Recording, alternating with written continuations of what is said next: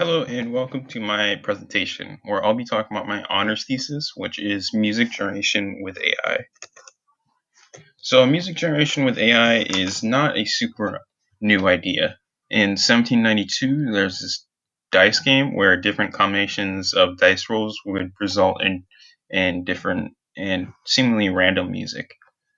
And then there's also a model called Markov chains, which is a probabilistic model, and this was created in early 1900s and is often used to generate music. More recently, we have deep learning, which is probably the most effective way to generate music, and that is what I focused on in this project. So a quick Google search of how to generate music yields a lot of articles. All of them are pretty good, and they just go over how to implement these models. And I recommend reading them if you're interested in this topic. And there's also this team called Google Magenta, and they're actively researching how to generate music using neural networks. And their results are really impressive, and I recommend checking them out as well. So the question now is, what is the purpose of doing a project about something that's already been researched a lot? And one thing that I found was there's shallow documentation on um, like why these neural networks work and how to implement. Well, what's the best way to implement them? There's all these different ways to create these models. So what is the best? And that's a subjective question. It really depends on what music you're going for, but I want to answer this in the most complete way and to shed some light on an interesting topic. So first, I'm going to go over what exactly neural networks are. And it's a little bit overwhelming if you've never heard of it, but don't worry too much about it if you can't understand. So the way I describe it is it's a massive calculus optimization problem. So you have this model, and it takes in inputs and makes predictions out of based on them, and based on the errors that it has from the actual output and the predicted output, it will adjust the weights. So you have the arrows in this diagram, which represent multiplying the node that it's coming from by the corresponding weight. So each arrow will have a different weight, and then the nodes, you sum in all the arrows that are coming into it, and you add a bias. So each one of those nodes will have a different bias. And so this is repeated for each additional layer until you get to the output layer. And optimizing these weights and bias is called backpropagation. And yeah. So I didn't specifically use the vanilla neural network. I used something called a recurrent neural network. And these are much better at handling sequence data. So the way these work is they have this hidden state that encapsulates the previous x values or previous inputs, and they're very effective at sequential data and using natural language processing, which is a field that studies human language. And I thought it was natural. It's pretty natural to use this with music generation because notes and text, those are pretty similar ideas. And the y output is often a vector of probabilities. So you can have many different designs. You can have a many to one, many to many. I ended up using a many to one, so it use a bunch of previous notes and predict the next note. But you can also have it so it for each node it predicts the next note. And I'm definitely going to be checking that out this summer. So a neural network needs a lot of data.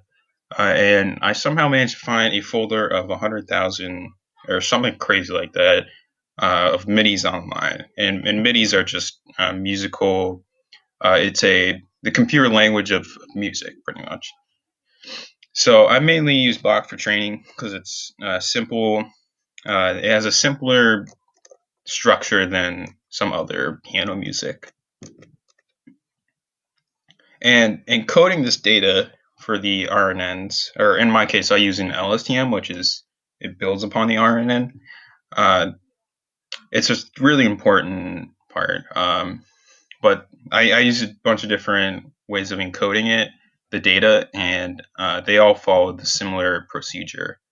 So first, the first step is converting the minis to Python objects. It says bytes there, but it's converting from bytes to Python objects. And so this just makes it easier to work with a MIDI, and it's handled by a library called Mido. Then next, there's a step called decimal encoding. So it encodes each note or event to a single integer. And so this happens for every single event in a piece, and the encoding remains constant throughout all of the pieces. Then lastly, you have the one-hot encoding, which is where each note or event is encoded to a vector of zeros, except for the index of the integer representation. And so that's what these models can understand is one-hot encoding. So here's an example of extracting paths and converting to middle. So you can just see all the paths in it. Then here's the decimal encoding. I used specific encoding method was called on-off, and I'll talk about that later. But you can see it's just one piece. Finally, we have one-hot encoding, and this is for a sequence of 4 notes / events, and you can see there's just vector 0 with a single 1. So something that I kind of skipped over was the formatting of the training data. So you have your X samples and your Y samples, and that's what you need for a neural network. So your X samples will be sequences of a certain number of notes, and you define that as look-back number of notes, and those are all one-hot encoded. And then your Y sample for that X sample associated with that X sample will be the next one-hot encoded note relative to X. And so one piece can generate a lot of these, especially if you have overlapping, which I did, and that depends on the gap that you use. So if you use a gap of 3, then every 3 notes you start a new X sample, and so you'd have a lot of samples. So the first neural network that I designed was called the on-off net, and this used a encoding where the note ons for a note would be encoded to 150 plus the corresponding note. So if it was the lowest note on the piano, then its corresponding note would be 0, and its note on would be 150. Then its note off would just be the corresponding note. And finally, we have waiting time to add an element of timing, which is really important. And you'd have 300 plus a number of time units. And right now, you can just think of time units as a tenth of a second or something like that. So if it was 310, then you'd have a second of time. So here's a design of the on-off net. You have look-back number of notes as inputted into the network, and then it goes through the hidden states, finally to the final LSTM cell. And at this point, it outputs a probability or a distribution of probabilities. So right there, you have the output, and this may look like a many-to-many network, but it's actually just a many-to-one, because if it was many-to-many, you'd have it output that distribution, a probability distribution for each LSTM cell, but it's just happening for the last one. So now I'm going to go over the results for the on-off net. I recommend turning your headphones down.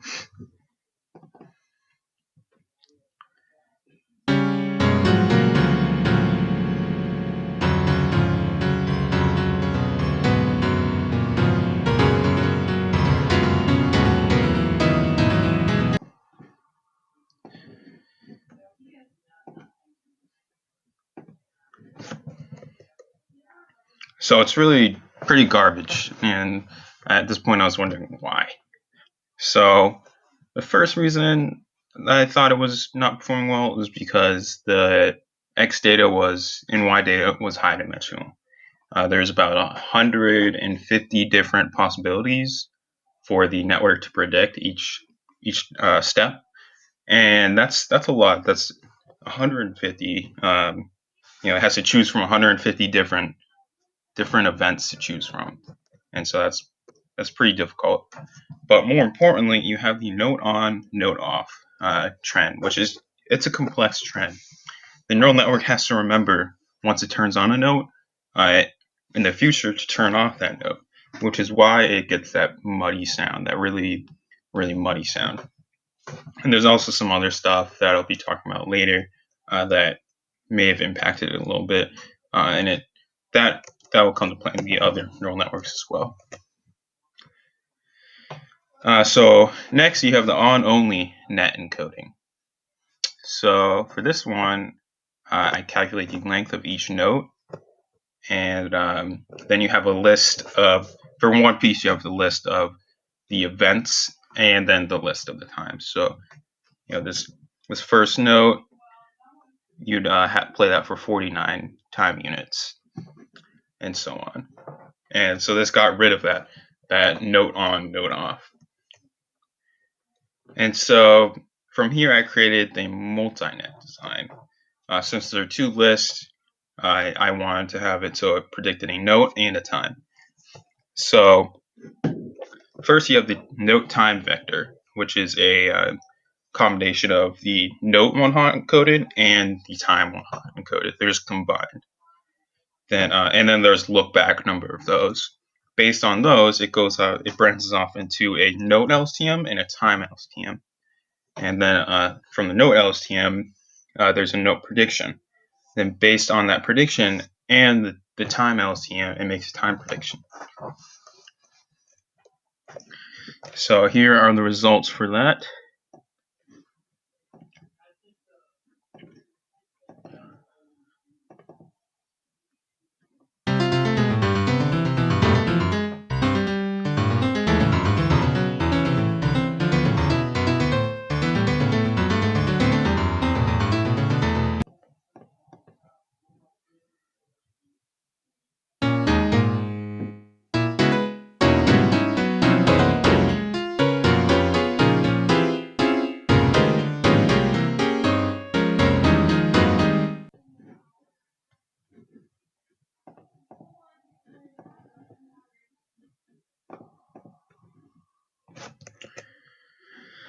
So it's definitely better, but there's still, it sounds like someone is smashing piano at times, but it's much better than the on-off net.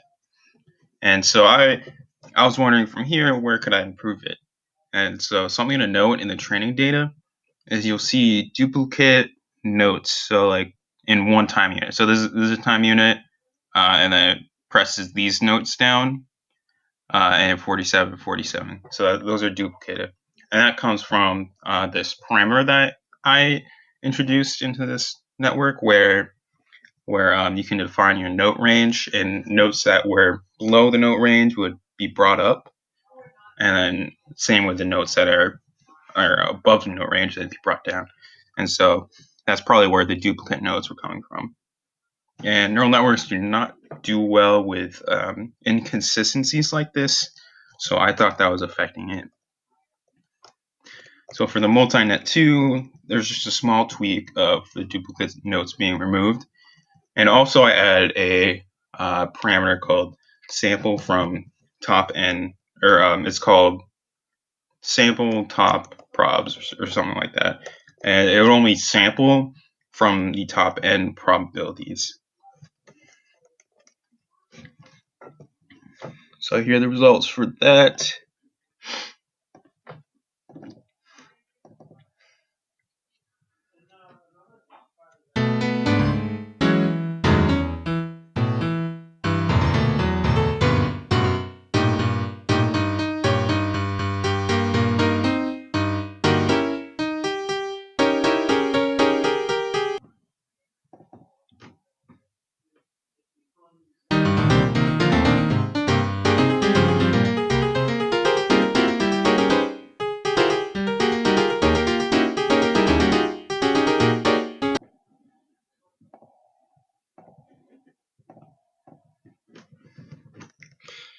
So I'd say that it slightly improved. So the results are pretty promising. You have less muddiness and there's some interesting riffs for both of them, really. But there's no structure at all. It just kind of goes wherever it wants, and I thought this needed to be improved. So next network I used a layer called an embedding, and so these embeddings they map the sparse one-hot encoded vectors to small dense vectors. So it encapsulates the actually more information for each node. And I say more information because these embeddings capture how similar the notes are to each other. And in this case of someone who did visualization of book embeddings, where each one of those dots is a two-dimensional embedding to a word. And so you'll see that for different categories of books, the words that they use are geometrically similar in terms of these embeddings. So my thought was that the if you capture how similar the notes are, then it will really just produce much better music. And so here's what the multi-net design looks like. So you have your note and your time inputted into note embeddings, and they're separate from each other. And then those note embeddings are combined into one vector. Once again, this would be size lookback because there's lookback number of notes and time combinations. And it branches off, and it's the same as the multi-net. So here are the results for that.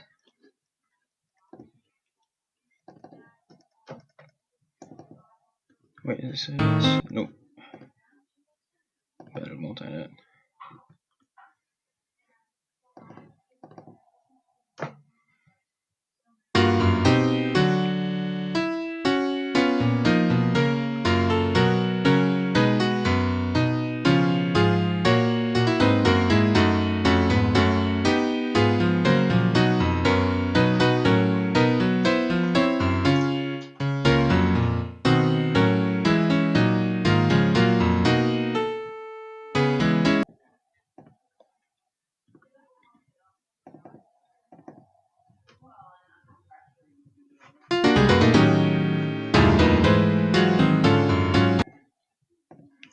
Those ones were generally the high temperature, so the probability distributions were they were mixed up a lot more.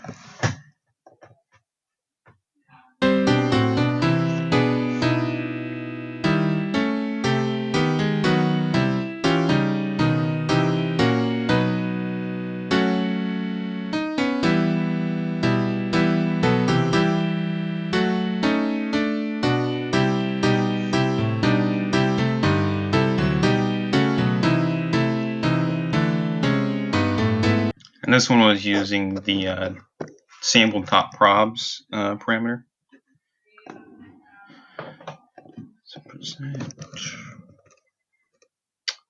So the results of the embedded multi-net are, I'd say, much better than the previous neural networks.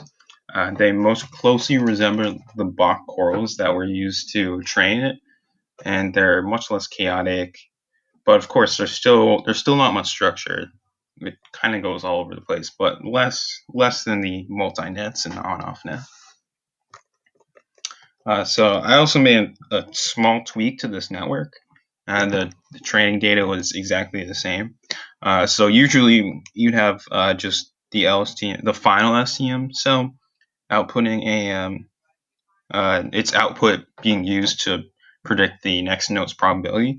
But I decided to look at each output of the LSTM cells and use all of them to make the next prediction. And my thought with that is you'd have it's hard to encapsulate all that information into one output value. So maybe and maybe adding all these other outputs would add some information to make the music more structured. and remember more long-term dependencies.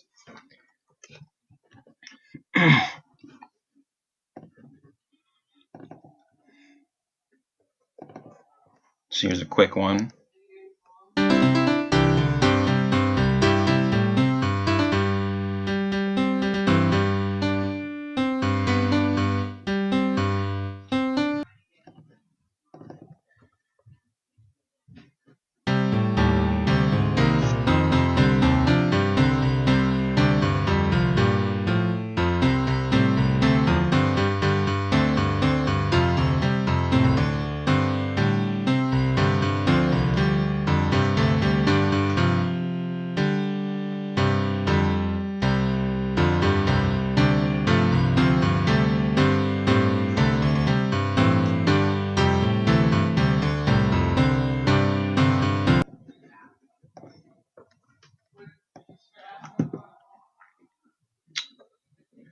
So those are all the networks that I tried so far, or I tried a bunch of other ones, but they didn't even make it because they were so bad. And now I'm going to talk about the mistakes that I made. I made a couple of really big ones, and maybe some of you can learn from these if you're interested in this topic and working on stuff like this. So the one of the biggest mistakes that I made was accidentally training off of one piece for a couple weeks. So that's really bad. I was indexing too deep, and I was only for the training data only picking one piece, just training off of that, and that's really bad. You want a lot of data to train off of so it could capture all those trends. So that was pretty bad. Also, another big mistake that I made was not using validation data. For the longest time, I thought using validation data for this um, in this particular case would not really be super helpful because music can't really have a value to it. But I was wrong. You know, if your network is generalizing pretty well, then it's going to have the peak validation accuracy. If it isn't, then it's the validation data or accuracy is going to be pretty bad. So that helps a lot using the validation data. So I still have the ATP grant this summer, where I'll be working on the same project and next semester. So I have a lot more time, and there's a bunch of different things I plan to do. One is fine tuning these networks to achieve the greatest validation accuracy or minimize the validation loss. And so I'm going to do that a little bit. I'm going to be doing a many to many networks, which I think will be a lot more structured and different training data using not only Bach but other genres and musicians. And lastly, I'll be using different types of neural networks. I only use LSTMs, and there are some other neural networks that I can use, such as transformers, which apparently are just better LSTMs. They train faster and find better relationships, and they make use of embeddings, which we saw were very effective. So I'm interested in that. And there's a thing called or neural network called variational autoencoders, which provide a latent space uh, for generate music. I guess I haven't really looked into it too much, but it definitely looks interesting. And so yeah, final thoughts. I'm learned some really big ideas from this project. One was that neural networks like consistency, and so we saw that with the duplicate notes. If you have something trivial like that, it will really throw off a neural network. And it's another thing if the notes are not ordered between time steps, that throws it off as well because it needs consistency. And then also for these neural networks, you can find a balance between low dimensional data and complex trends. So you can't have a huge vector with a huge length, a lot of different possibilities, because then it'll take a while to learn all these trends and it might overfit. But you can't encapsulate that into a really small vector. because that would pretty much mean you have a complex trend that the neural network has to learn. One example of this was when I tried using a multinet for it would output a note, it would output a time, and output an octave. So that would bring down all the notes possible to 12 notes, and then you have all the octaves and then all the time units. So that's like a vector of length 40, but that neural network did not end up performing that well. So yeah, that's it. Thank you for listening.